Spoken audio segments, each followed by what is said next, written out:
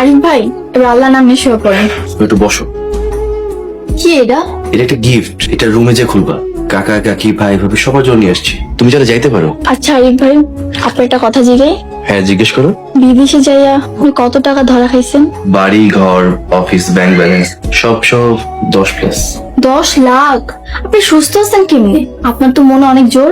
10 লাখ না, 10 কোটি। লা ইলাহা ইল্লা আনতা সুবহানাকা ইন্নী কুনতু মিনাজ জালিমিন। এত টাকা হার আপনি বাইচা আছেন কেমনে?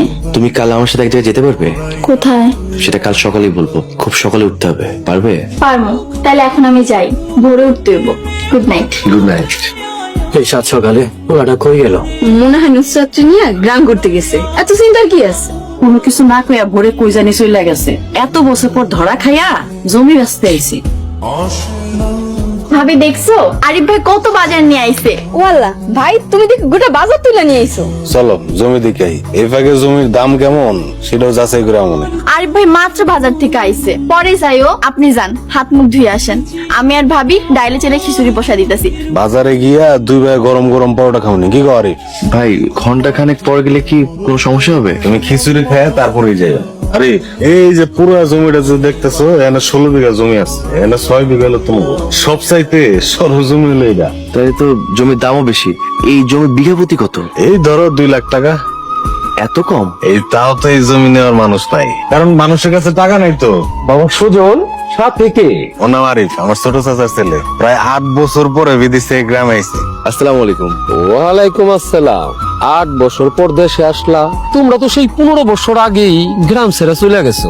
বেড়াইতে আইছো মনে হয়। গ্রামে এসেছি জমিগুলো বিক্রি করতে, যেহেতু বাড়িতে থাকি না। সঠিক সিদ্ধান্ত। তোমার কতদিন পরে দেখলাম। আসো একটু সুখ দুঃখের কথা বলি। বাবা আরিফ, আমি তোমারে জমির উচিত মূল্য দেব। আর সুজনটা জমি কিনতে পারবো না, টাকা কই অগাতে। আরিফ ভাই সরি, আমি খেয়াল করি নাই। তুমি তো ওয়ারিড হচ্ছ কেন? ছি ছি, আপনি কি মনে করলেন কে জানে। আমার খুব লজ্জা লাগতেছে। It's okay, no need to be worried. আচ্ছা তাহলে কাউরে করেন না, আব্বা জানলে বকবো। আশ্চর্য, এটা কি বলার মতো কথা নাকি? তোমার সাথে কে? আমার বান্ধবী রাবেয়া, উনি আমার চাচাতো ভাই। আসসালামু আলাইকুম ভাই, ভালো আছেন? ওয়ালাইকুম আসসালাম। ভালো আছি। নুসরাত, অনেক দেরি হয়ে গেছে, তুই তাহলে আরিফ ভাইয়ের সাথে বাড়িতে চলে যা, আমিও চলে যাই। আরিফ ভাইয়ের সাথে যাওয়া লাগবে না, আমি একাই যেতে পারবো। আমার সাথে যেতে তোমার সমস্যা কি? আপনার সাথে গেলে গ্রামের মানুষ কি করব? তাছাড়া আমার মতো আনস্মার্ট মায়ের সাথে হাঁটলে আপনার কি ইজ্জত থাকবো? সকালে তোমরা একসাথে বাজারে গেছিলাম, তখন ইজ্জত যায় নাই? তখন তো ভোরবেলা ছিল, লোকজনও ছিল না। বাজারে তো লোকজন ছিল। আচ্ছা তোমার যদি আপত্তি না থাকে আমি অবশ্যই যেতে পারি। আপনার লেগে রাইতে খাবার নিয়ে যান। আমার জন্য আলাদা কোনো দরকার নাই, সবার সাথে বসে খাওয়াটাই আমি এনজয় করি। আপনার লেগে খাবার আনছি, আপনার রুমে বসে আরাম করে খায়েন। তোমাদের এমন অবস্থা দেখে আমার খারাপ লাগে, কষ্ট হয়। তোমাদের এমন অবস্থা হওয়ার পেছনে কারণ কি? আমাগো তো এক চাষের জমি ভরসা। আব্বা অসুস্থ, ঠিক মতো চাষবাসও করতে পারে না। ভাইজান সে তো কোনো কাজই করে না, খালি ঘুরে ফিরে আর খায় দেয়। ভাইজান যদি একটু চাষবাস করতো তাহলে আমাগো আজ এই অবস্থা থাকতো না। কাকির কাছে শুনলাম টাকার অভাবে নাকি তোমার বিয়ে হচ্ছে না। আরিফ ভাই এসব কথা বাদ দেন, এই কষ্টের কথা কইতে গেলে রাত ভোর হয়ে যাইব।